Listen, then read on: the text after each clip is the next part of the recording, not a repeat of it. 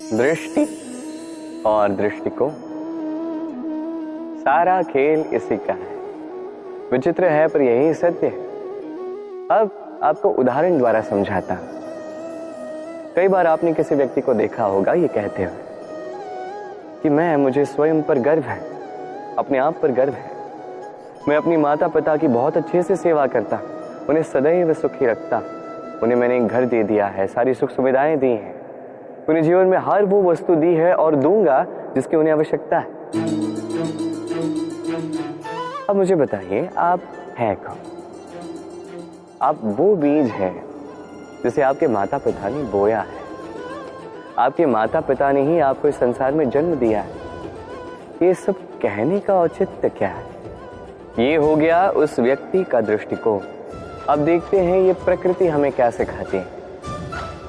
कभी किसी वृक्ष को देखिए, जब उस पर कोई फल आता है वो माली को ये नहीं कहता कि देखो मैं तुम्हें फल खाने दे रहा। वो वृक्ष ये नहीं कहता कि देखो मैं तुम्हें फल खाने दे रहा।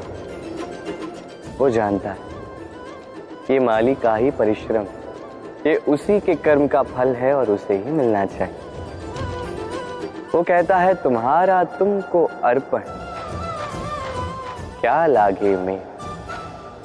वो जानता है माली का महत्व क्या है। ये उसका दृष्टिकोण था। इसलिए आप जीवन में किस व्यक्ति में, किस पशु पक्षी में, किस प्राणी में, किस परिस्थिति में, किस भाव में क्या देखते हैं, कि आपके दृष्टिकोण पर निर्भर करता है।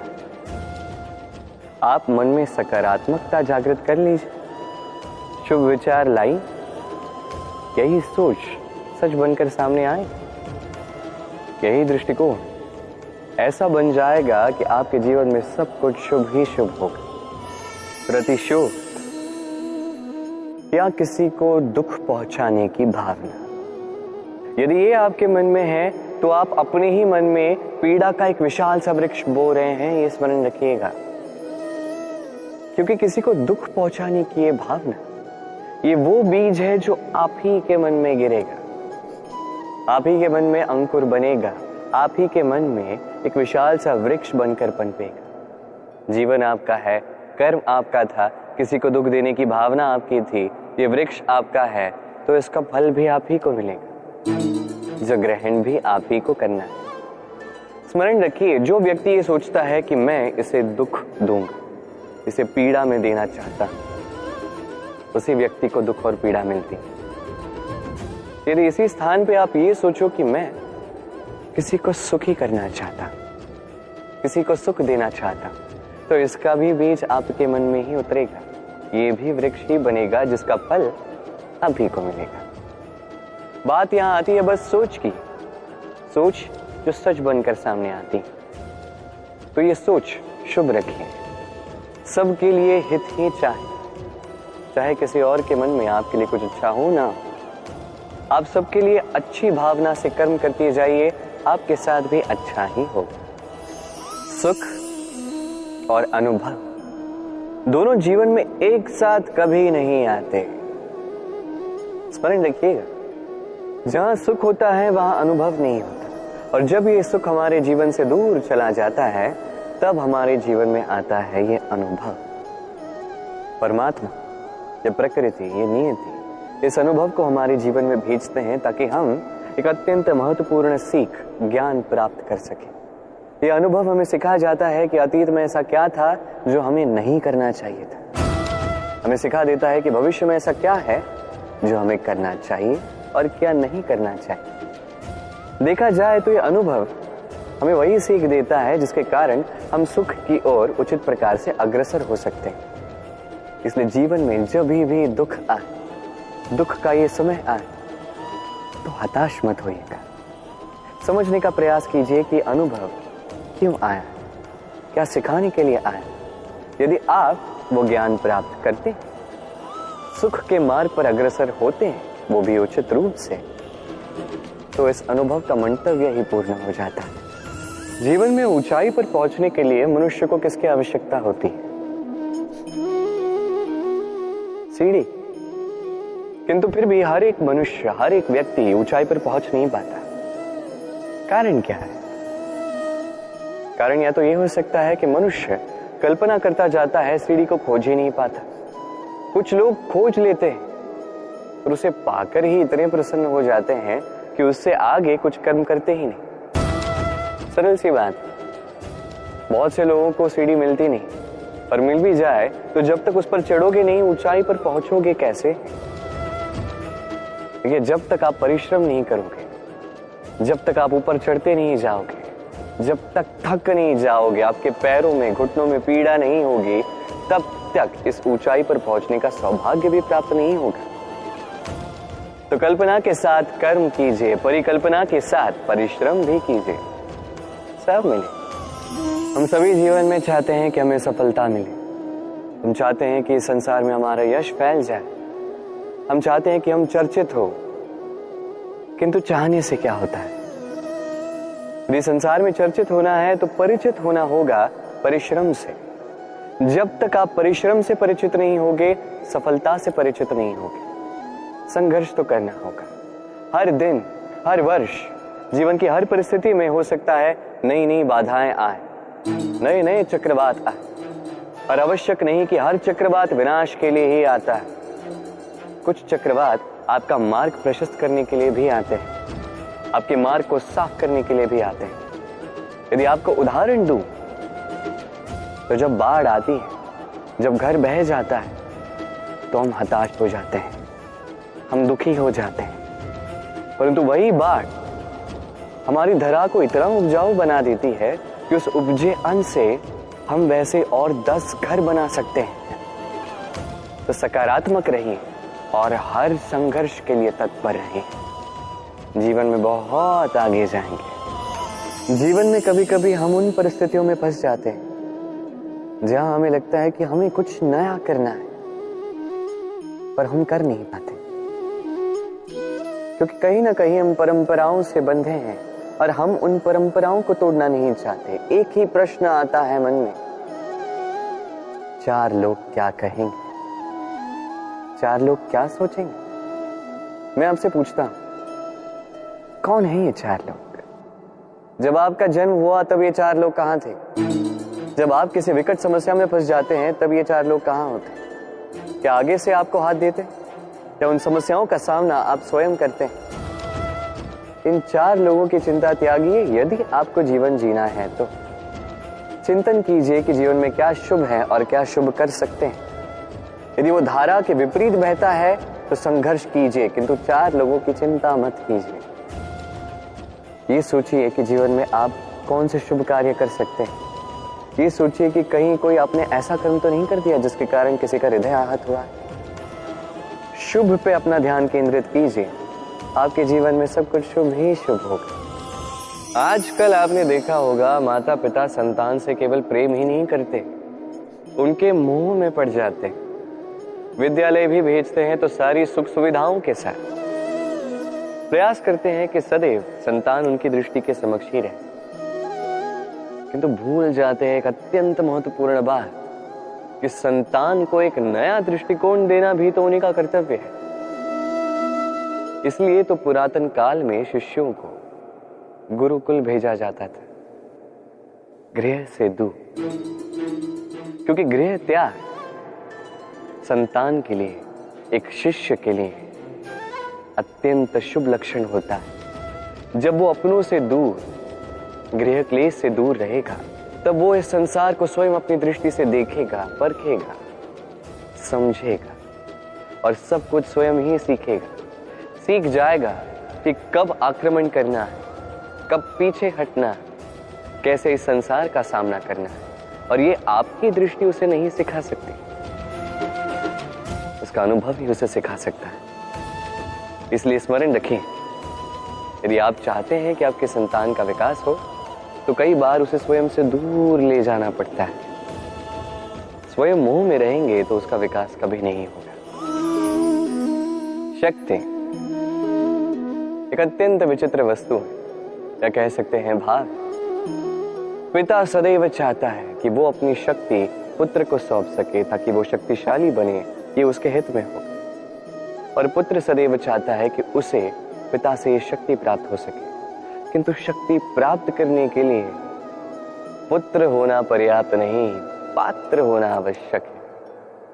यदि आपको सरलता से समझाऊं तो यदि आप सुपात्र हैं और आपको शक्ति दी जाती है तो आपको उस शक्ति का महत्व ज्ञात होगा, कहां उस शक्ति का प्रयोग करना चाहिए वो ज्ञात होगा, और ये शक्ति अर्जित की हुई शक्ति होगी तो इसका दुरुपयोग नहीं होगा। किंतु यदि यही आप कुपात्र होंगे और यदि आपको शक्ति दे दी जाए तो क्या होगा?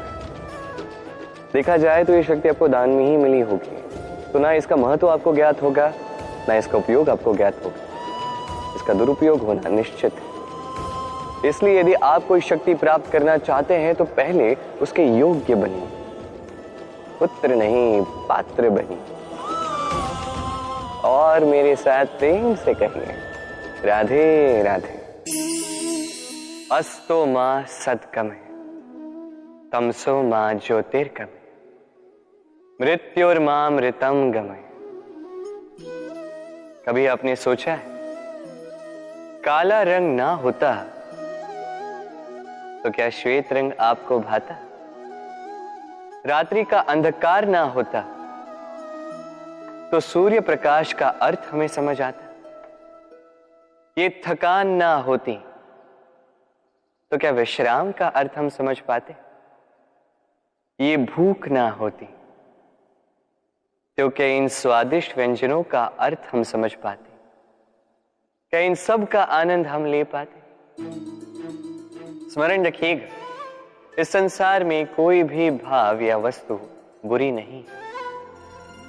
यदि आप मानते हैं कि बुरी है तो किसी कारण से ये बुराई आवश्यक है, अन्यथा ईश्वर इसे हमारे संसार में रखते ही। इस बुराई का उद्देश्य है हमें अच्छाई का आभास करवाना, ताकि हम अच्छाई में अपना लक्ष्य साध सकें। इसलिए बुरों से कभी घृणा मत कीजिएगा, ये तो केवल भलाई की आवश्यकता के जनक है, उन्हें भले में परिवर्तित कीजिए। असत्य से सत्य की ओर ले जाए, अंधकार से प्रकाश की ओर ले जाए, मृत्यु से अमरत्व की ओर ले जाइए, किंतु प्रेम के पथ से। भय, ये भय सदैव मनुष्य के साथ ही रहता है। कुछ खो देने का भय, जो पा लिया उसे खो देने का भय, अब जिसके हम निकट हैं उसके दूर चले जाने का भय, जो हमारा है हमसे छिन जाने का भय। अब मनुष्य सारा जीवन व्यतीत कर देता है इस भय की छाया में। किंतु क्या कभी आपने ये सोचा है कि ये भय हमें क्यों लगता है? ये भय हमें इसलिए लगता है क्योंकि हम उस व्यक्ति, उस भाव, उस वस्तु को स्वयं से समेट कर रखते हैं। हम स्वयं उसे इतनी शक्ति दे देते हैं कि वो जब चाहे तब हमें छोड़कर जा सकता है, हमें कष्ट पहुंचा सकता है। किंतु यदि हम उस भाव, उस व्यक्ति, उस वस्तु से निर्लिप्त रहें, उसके आकर्षण से हम मुक्त हो जाएं, तो ना ही वो हमें छोड़कर जा सकता है, ना ही हमें कष्ट पहुंचा सकता है। इसलिए स्वतंत्र रहिएगा और सबको स्वतंत्र रखिएगा, प्रेम को भी। सूर्य की किरणें कितनी दिव्य होती हैं ना, प्रतीत ही नहीं होता कि ये सूर्य रात्र भर अंधकार से जूझ रहा था।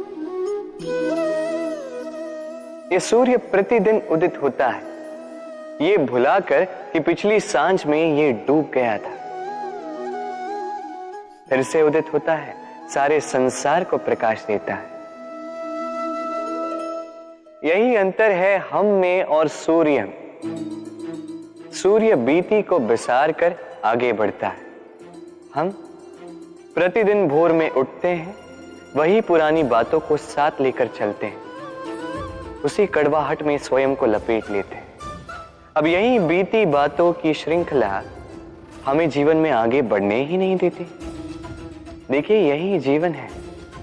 भूल सबसे होती है, अपयश सबको मिलता है, सबकी यात्रा में असफलता लिखी है, सभी बुरे दिन देखते हैं।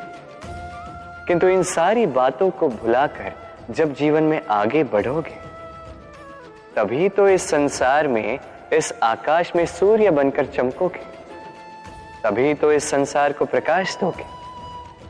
इसलिए प्रतिदिन जागिए, एक नए जन्म के साथ, एक नए उत्साह के साथ, एक नए लक्ष्य के साथ, क्योंकि ये बीती बातें आपको पीड़ा देने के लिए नहीं, केवल शिक्षा देने के लिए होती हैं। संसार में पति पत्नी का संबंध सबसे बड़ा संबंध माना जाता है और है भी। सप्तपदी लेकर 7 जन्मों तक दोनों एक दूसरे के साथ जुड़ जाते हैं, एक दूसरे के अर्धांग बन जाते हैं। अर्धांग अर्थात अर्ध अंग। क्या इसका महत्व आप समझ पा रहे हैं? अपना समस्त जीवन किसी के साथ बांटना। किंतु क्या संसार के सारे पति पत्नी एक दूसरे के साथ अपना समस्त जीवन बांट सकते हैं? क्या इसमें सभी सक्षम रह पाए हैं? अपना जीवन किसी और के साथ बांटने के लिए सबसे महत्वपूर्ण बात है स्वीकृति, स्वीकार करना। सामने वाले व्यक्ति को स्वीकार करना, उसकी अच्छाइयां भी, उसकी बुराइयां भी। संपूर्णतः रूप से व्यक्ति को स्वीकार करना होगा, तभी ये संबंध बढ़ेगा, तभी ये संबंध और भी सुंदर बनेगा। एक दूसरे के दोष ढूंढना, उन्हें गिनाना, ये केवल और केवल एक ही कार्य करता है, इस संबंध के जीवन का नाश करता है। बस बदले में होना ये चाहिए, एक दूसरे के दोष समझकर उन्हें आभास करवाए बिना उन्हें सुधार देना चाहिए, उनकी कमियों को उनकी शक्ति बना देनी चाहिए। यही तो होता है दाम्पत्य, यही होता है बुराइयों का दमन, और यही होता है गुणों का उदय। सम्मान, संबंध दोनों एक दूसरे के साथ ऐसे जुड़े हैं जैसे दीपक और बाती। ना कोई कम है ना कोई अधिक, दोनों का अधिकार समान होना चाहिए, जैसे पति पत्नी का संबंध। अब इसमें पति का अर्थ स्वामी नहीं, साथी। उसका कर्तव्य है साथ देना, आदेश देना नहीं। और यह संबंध सहकार से बनता है, अधिकार से नहीं। हाथ बढ़ाने से बढ़ता है, उंगली उठाने से नहीं। यदि इस संबंध में एक दूसरे का मान रखोगे, एक दूसरे का सम्मान करोगे, तभी ये संबंध बढ़ेगा, तभी ये संबंध अभिमान योग्य बनेगा। राधे राधे। भाग्य, समय और कर्म। देखा जाए तो हम सभी इन 3 शब्दों से भली भांति परिचित हैं। कदाचित हमारे जीवन में हम इन तीनों शब्दों का सबसे अधिक प्रयोग भी करते हैं। यदि पूछा जाए तो हर एक व्यक्ति का दृष्टिकोण इसके प्रति तनिक भिन्न है। कोई कहता है कि समय ही है जो भाग्य बनाता है, कोई कहता है कि भाग्य ही है जो समय को बदल देता है, कोई कहता है कि भाग्य और कर दोनों एक ही तराजू के 2 पलड़े हैं। यदि आपको सत्य समझाऊं तो कुछ इस प्रकार समझाऊंगा। मनुष्य जीवन प्राप्त करना, मनुष्य के रूप में जन्म प्राप्त करना, ये भाग्य के हाथ में। मृत्यु को प्राप्त होना समय के हाथ में। ये दोनों हमारे हाथ में नहीं, किंतु मृत्यु के पश्चात भी सदा सदा के लिए अमर हो जाए, लोगों के मन में बसना, ये अवश्य हमारे हाथ में। और ये हम प्राप्त कर सकते हैं केवल हमारे कर्मों द्वारा। अर्थात कर्म ही है जो सबका आधार है, तो इससे कभी विचलित ना हो। संसार का सबसे घातक प्राणी कौन सा? कोई कहेगा बाघ, कोई कहेगा सिंह, कोई कहेगा सर। नहीं, संसार का सबसे घातक प्राणी एक कपटी मित्र। अन्य सारे पशु केवल आपको शारीरिक हानि पहुंचा सकते हैं, किंतु एक कपटी मित्र आपकी बुद्धि का विनाश कर सकता है, आपके विवेक का विनाश कर सकता है, सोचने समझने की शक्ति को हर सकता है। एक कपटी मित्र आपके जीवन को नष्ट भ्रष्ट कर सकता है। उसमें इतनी क्षमता होती है कि वो आपको विनाश के ऐसे दलदल में ढकेल दे जहां से निकल पाना लगभग असंभव है। और जब आपको सत्य का ज्ञान हो जाता है, तब आप में जागती है प्रतिकार की भावना, जो भी सर्वप्रथम आप ही का विनाश करते हैं। इसलिए जीवन में कपटी मित्रों से सावधान रहें और विश्वास लोगों पर सोच समझ कर ही कीजिए।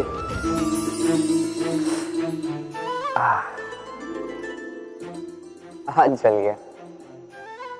अब आप कहेंगे कृष्ण यही तो होगा, जलते हुए कोयले को उठाने जाओगे तो हाथ तो जलेंगे ही।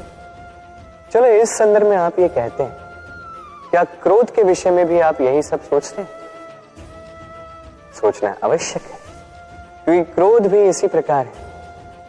हम सोचते हैं कि हम इस जलते हुए कोयले को उठाकर किसी की ओर फेंकेंगे, उसकी हानि होगी, किंतु सर्वप्रथम हमारे ही हाथ जल जाते हैं। ये क्रोध सर्वप्रथम आपका नाश करता है, आपके आनंद को छीन लेता है, आपके स्वास्थ्य को बिगाड़ देता है, आपके अस्तित्व को जला देता है। तो इस क्रोध से सावधान रहिए।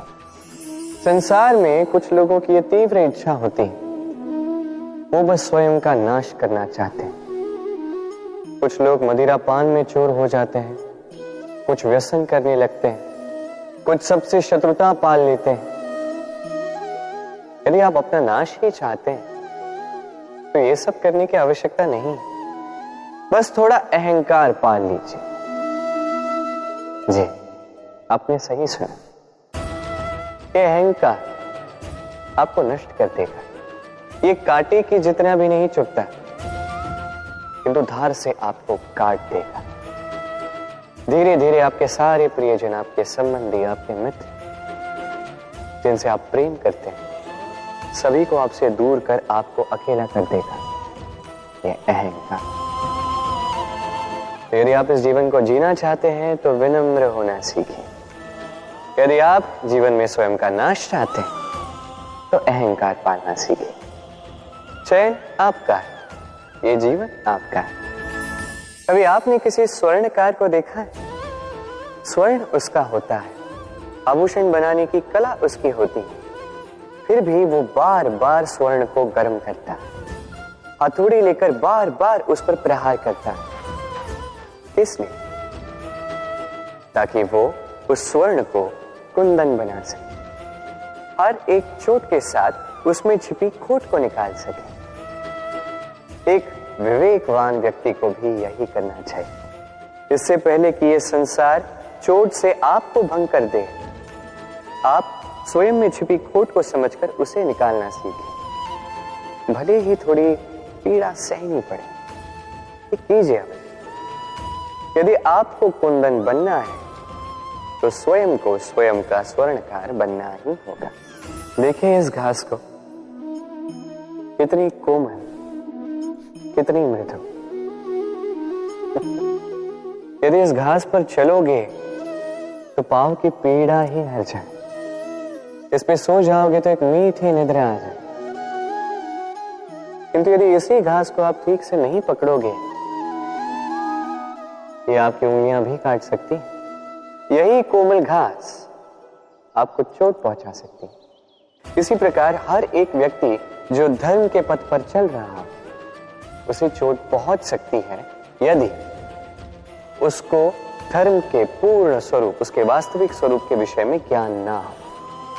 इसलिए जीवन में जो भी वस्तु, व्यक्ति या अवसर आए, उसके बल के विषय में, उसकी दुर्बलता के विषय में पहले जानकारी प्राप्त कर लें, उसके पश्चात ही निर्णय लें।